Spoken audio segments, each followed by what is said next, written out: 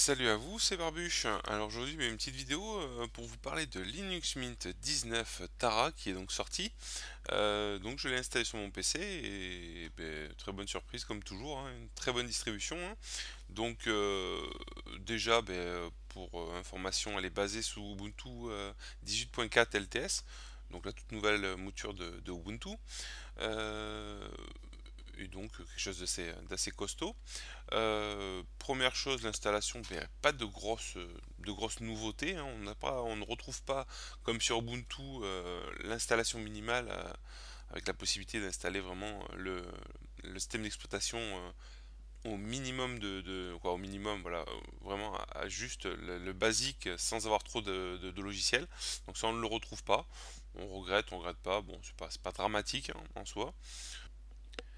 Grosse nouveauté aussi sur cette distribution, on ne retrouvera plus la version KDE qui a été donc arrêtée par un souhait de vouloir condenser et de rétrécir donc le nombre de distributions possibles pour éviter voilà, de s'étaler et donc d'augmenter le nombre de problèmes qu'on peut trouver sur une distribution. Donc c'est plutôt dans le bon sens, même si on regrettera la perte de KDE qui est une c'est un très très bon bureau. Alors pour ceux qui se débrouillent bien, ils pourront toujours le réinstaller sur Linux Mint, hein, il n'y a pas de souci. Mais bon, on ne retrouvera plus donc de distribution Linux Mint avec KDE d'office d'origine.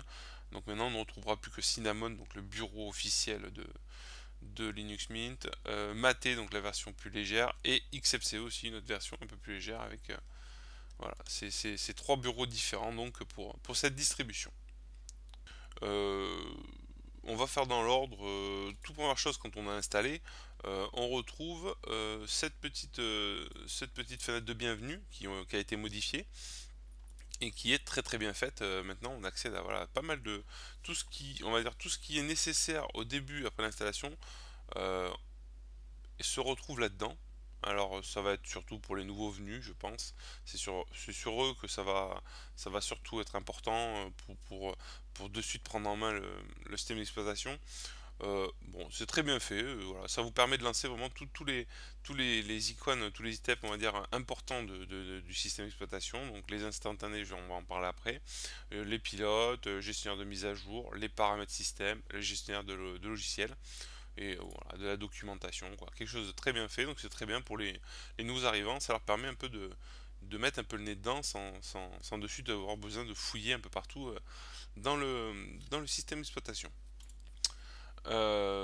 Première chose, bon déjà quand on arrive sur ce système d'exploitation, alors j'ai changé le fond d'écran, mais première chose qu'on remarque c'est le thème Mint Y qui est installé d'office maintenant dans cette distribution. On va aller dans les paramètres, on retrouve donc les thèmes.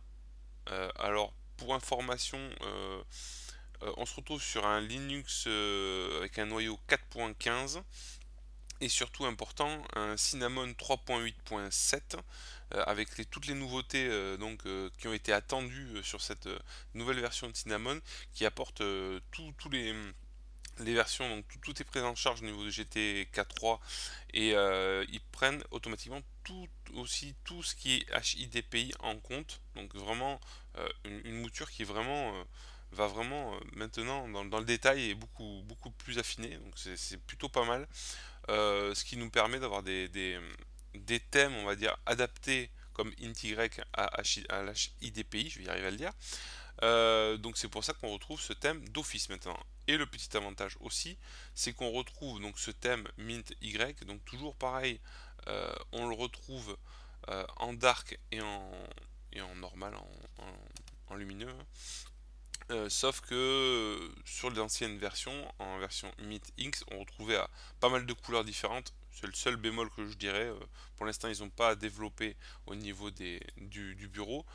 Par contre, on retrouve le thème Mint Y pour tout ce qui est icône avec des couleurs différentes comme on pouvait trouver sur Mint X. Donc ça c'est pas mal pour un peu pour redécorer un peu son PC. Donc c'est plutôt sympa. Donc après à partir de là au niveau du visuel, pas de gros changements. On va retrouver ici des fonds d'écran qui sont plutôt sympas donc des nouveaux fonds d'écran donc siglés Linux Mint, hein, voilà, de ce genre-là, voilà. Et toutes les nouvelles images que l'on retrouve donc venant de toute la bibliothèque de Mint aussi de la dernière version. Donc je vais essayer de retrouver la petite image que je m'étais mis, je crois que c'est celle-ci, voilà tout à fait, que j'aime bien. Voilà, donc déjà au niveau du visuel, voilà, quelques petits changements qui sont sympathiques. Euh, Important aussi à savoir sur le fond, il n'y a plus de partition swap qui est créée quand on fait l'installation par défaut. C'est un fichier swap qui est créé, donc qui permet de moins partitionner le disque dur, et ça c'est plutôt pas mal, surtout maintenant avec l'utilisation des disques durs SSD qui apprécient pas trop le partitionnement. Voilà, qu'est-ce qu'on peut trouver d'autre? Euh, donc après on part sur la mise à jour. Alors là où il y a aussi pas mal de changements. Pof pof pof pof. Eh ben je le trouve plus. Ah si, je suis bête. Hop. Donc tout ce qui est mise à jour, quand vous allez installer le PC, vous allez automatiquement avoir des mises à jour. Donc là moi j'ai fait tout le nécessaire, mais d'entrée de jeu vous allez vous retrouver avec un petit encart orange avec marqué instantané. Donc quand vous cliquez dessus, on le retrouve ici, instantané système. On va vous demander le mot de passe. Hop, voilà.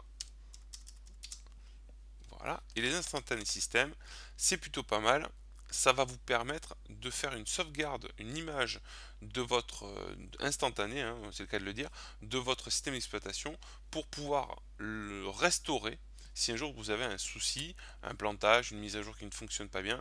Bref, faire un retour en arrière. Ce qui a été lancé, ce TimeShift, ce logiciel qui s'appelle TimeShift a été lancé, si je dis pas de bêtises, sur la dernière mouture de Linux Mint, la 18.4 ou 3, je sais plus, bon bref, la dernière. Et donc là maintenant elle est d'origine dessus, pour une seule et simple raison, c'est qu'il y a eu un grand changement, et là ça va dans le sens de tout ce que j'ai demandé, quoi, de tout ce que je disais dans mes premières vidéos sur cette version Mint, c'est que, hop, quand on va dans le source, non c'est pas là, préférence, je sais plus si c'est là, c'est pas là non plus, si, bon, je ne sais plus. Bref, soit. Habituellement, on avait plusieurs choix possibles dans les mises à jour. La première possibilité, c'était mise à jour minimale. On avait la deuxième, c'est mise à jour moyenne, où il y avait à peu près toutes les mises à jour, sauf les mises à jour, si je dis pas de bêtises, un peu gros, quoi, un peu dangereuses, et tout ce qui était mise à jour du noyau. Et on avait la troisième, mise à jour un peu hardcore, on va dire, ça comme ça, avec vraiment toutes les mises à jour. Sauf que les nouveaux venants, ce que j'ai toujours dit, pouvaient être perturbés par cette petite demande quand on lançait le logiciel de mise à jour, parce qu'on ne savait pas trop si on avait le niveau suffisant, on va dire, pour quelqu'un de pas quelqu'un un peu novice dans Linux, ne savait pas s'il avait le niveau un peu linuxien, on va dire ça comme ça, pour cliquer sur la version un peu plus grosse de la mise à jour, et donc les gens avaient tendance à pas faire forcément les mises à jour de noyau, ce qui est un peu dommage, parce qu'au niveau sécurité et tout, c'est quand même relativement important. Et d'où le virage donc de Linux Mint, d'enlever cette option là, donc de maintenant de faire automatiquement toutes les mises à jour pour tout le monde. Donc ça c'est plutôt très bien, parce que maintenant on cherche pas, on fait toutes les mises à jour. Alors on a toujours la possibilité de cocher ou décocher les mises à jour si on ne veut pas en faire, hein, c'est toujours dans la possibilité, on a toujours des niveaux, ça n'a pas changé, de mise à jour, et la possibilité de les mettre ou de les enlever. Voilà. Mais maintenant d'origine, elles sont toutes cochées. On fait toutes les mises à jour ainsi que les mises à jour euh, donc du, euh, du cœur Linux, voilà, du noyau. Et d'où l'intérêt donc de ces instantanés systèmes, de s'il y a un gros souci, de revenir en arrière grâce à ces sauvegardes système. Donc ça, je trouve ça très bien et très bien étudié. Donc ça, pour ça, il n'y a pas de souci. Petit détail, moi, dans mon souvenir, quand j'ai installé, avant, on avait pareil, un petit encart en haut où on cliquait pour pouvoir modifier la source des logiciels. Alors si c'est pas le cas pour vous, si ça vous l'affiche pas, moi je crois que ça me l'a pas fait. Vous allez donc dans source de logiciel, pareil, on tape le mot de passe. Hop. Voilà. Et n'oubliez pas de venir cliquer donc dans miroir, dans principal et base, à les mettre donc les miroirs les plus performants et les plus rapides pour avoir bien sûr accès au serveur le plus rapide pour vos mises à jour. Donc là, vous choisissez le plus rapide, vous faites appliquer et automatiquement il va vous demander de changer, donc de revalider le cache quand vous aurez coché. Vous ferez OK, ça va se mettre à jour et ça sera très bien pour les mises à jour. Pour ma part, j'ai pas besoin de le faire, je l'ai déjà fait. Mais voilà, tout ça pour dire qu'il y a une grosse avancée au niveau du gestionnaire de mise à jour et ça c'est très très très bien. Euh, Qu'est-ce qu'il y a d'autre comme chose importante sur cette distribution? Poum, poum, poum, poum, poum. Hop, si je vais là-dedans, est-ce que c'est là-dedans? Alors oui, on se retrouve à avoir des améliorations aussi qui ont été apportées sur le gestionnaire, donc là l'espèce de Logitech de Linux Mint. Alors déjà il y avait une grosse amélioration, hein, ça j'en avais parlé. Ils ont encore poussé un peu plus loin, donc la barre de recherche est plus performante. On se retrouve à avoir plus de détails dans les descriptions, on va dire, de logiciels que l'on peut réclamer. Voilà, donc ça a été amélioré et ça va dans le bon sens. Donc ça c'est très très bien. Ensuite, qu'est-ce que j'ai pu voir? Alors là, je vous parle vraiment des choses pour moi qui m'ont le plus, on va dire, surpris et qui fonctionnent vraiment très bien. Qu'est-ce que c'est? J'ai une petite option aussi que j'ai vue et ça, je trouve ça très très très très bien. Quand on va dans les paramètres, hein, on va agrandir. Alors, paramètres n'ont pas beaucoup changé non plus, hein, on trouve toujours plus ou moins les mêmes options, quoi. On reste sur du sûr, hein, c'est plutôt bien fait, ergonomique, pas mal de choix. Pareil, on peut régler les effets, hein, pour ceux qui ont envie de s'amuser à changer les effets, quoi. Bref, on retrouve tous les réglages qui font que Mint a su se placer un peu à mi-chemin entre KDE et GNOME, et GNOME Shell. Donc ça c'est plutôt pas mal, c'est simplicité, voilà, moi je trouve ce bureau vraiment vraiment très très bien adapté. Donc j'étais en train de dire, il y a une petite option que j'ai trouvée qui est vraiment très très bonne, si on va dans son, voilà, on a les réglages du son. Il y a une option, toc toc toc toc, dans paramètres, voilà. Dans paramètres, on a cette option supplémentaire qui vous permet d'amplifier le son. Alors vous allez me dire, on pouvait le faire avant, tout à fait. Mais il y avait un petit défaut, on pouvait augmenter donc la puissance au-delà de 100% du son, mais du moment où on venait avec la molette ou autre baisser le son, du moment où on remontait, clac, ça se rebloquait automatiquement à 100%. Alors quand on regarde des vidéos ou certaines choses qui ont un son très faible, ce qui m'arrive des fois, ben à chaque fois j'étais obligé d'aller donc d'ouvrir le paramètre son et d'augmenter le volume. Là maintenant on a la possibilité de le régler, donc là vous voyez pour ma part je l'ai bloqué, il était bloqué à 100%, j'ai bloqué l'amplification du son à 130%. Ça fait qu'automatiquement, dès que je vais vouloir lever le son, oui, regardez, oui, ça maintenant, on monte automatiquement jusqu'à 130. Et sans avoir besoin de passer automatiquement par ce réglage du son. Donc ça, je trouve ça très très bien. Donc voilà. Donc c'était juste le petit détail, mais très important, je trouve, ça va dans le bon sens et c'est très pratique. Qu'est-ce que j'ai vu d'autre? Oui, j'ai pu voir aussi que dans les logiciels, pof, pof, pof, je sais plus où je l'ai vu celui-ci. Ben je sais plus où je l'ai vu. On va essayer de voir si on tape je sais pas comment il s'appelle. Hop, non plus. Bref, je vais pas arriver à le trouver comme par hasard. C'est Gnome, Gnome Calendrier. Alors peut-être en tapant Gnome. J'ai pas l'habitude de l'utiliser habituellement. Gnome,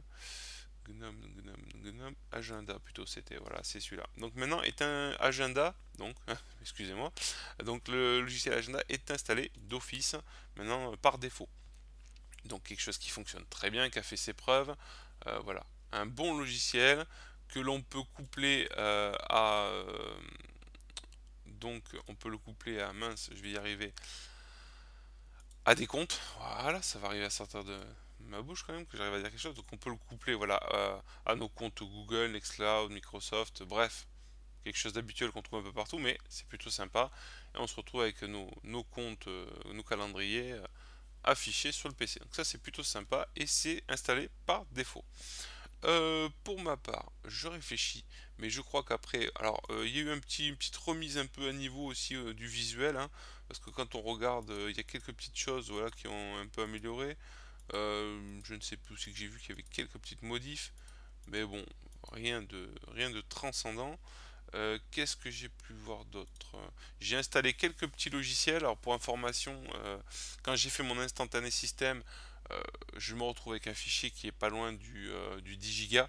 Donc voilà, vaut mieux quand vous réglez vos instantanés système, aller dans les paramètres et donc prendre un emplacement de votre PC où il y a un peu de place quand même. Mais sinon, voilà, rien de transcendant. Niveau logiciel, on retrouve toujours les logiciels habituels que l'on peut trouver sur ce Linux Mint, hein, avec un LibreOffice, donc la dernière version qui est la version 6, c'est bien ça, 6.0.3.2. Voilà, donc avec toutes les nouveautés, voilà, un logiciel qui est très performant, et qui marche très bien. Et je vais essayer de vous faire une vidéo aussi, un petit tuto sur donc ce logiciel si j'arrive à trouver du temps. On retrouve toujours donc bien sûr GIMP installé d'origine, un logiciel qui fonctionne extrêmement bien. Moi j'ai rajouté Google Chrome, mais bon, chacun ses choix. On a toujours donc Firefox que l'on retrouve en version 60 et quelques, je ne sais plus exactement. C'est là-dedans, voilà, donc la 61, voilà.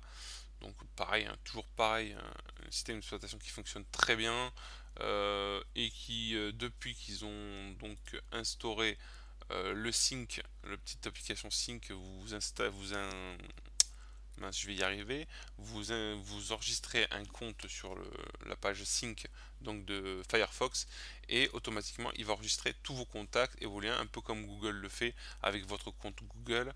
Et donc ce qui permet, chaque fois qu'on réinstalle ou qu'on fait des modifs, on garde tout est stocké donc sur ce compte. Donc ça c'est plutôt pas mal. Qu'est-ce qu'on trouve d'autre comme logiciel particulier? Je suis en train de regarder, mais dans mon souvenir, il n'y a pas de gros changements. Après, il y a plein de changements de fond, mais les plus gros changements visibles, on va dire, c'est ceux que je vous ai présentés. Euh, Après, voilà, on va retrouver plein d'améliorations. Si, bon, je vais pas tout vous montrer, mais il y a plein d'améliorations comme les logiciels interne, je sais plus si c'est celui-là, non, c'est pas celui-là. Enfin, bref, toute la flopée de logiciels X et quelque chose, X Rider, X Z plutôt, et tous ces logiciels qui sont affiliés à Linux Mint ont subi de grosses améliorations, bien sûr, hein. Donc, dans la barre de recherche, voilà, dans le fond, on va dire, il y a eu pas mal encore d'améliorations apportées, qu'on voit pas forcément toujours au premier abord, mais qui font partie de l'évolution de cette distribution. Pour ma part, après, il n'y aura pas de choc culturel sur cette distribution qui fonctionne très bien. Petit à petit, elle avance. Tous les jours, ils rajoutent des nouvelles options, des nouveaux réglages, il peaufine. Moi, je trouve que c'est une distribution qui est ouverte à tout le monde et d'autant plus aux débutants parce qu'elle est très simple à prendre en main et relativement bien adaptée. Mais voilà, elle est extrêmement bien faite. Moi, je l'utilise depuis pas mal de temps.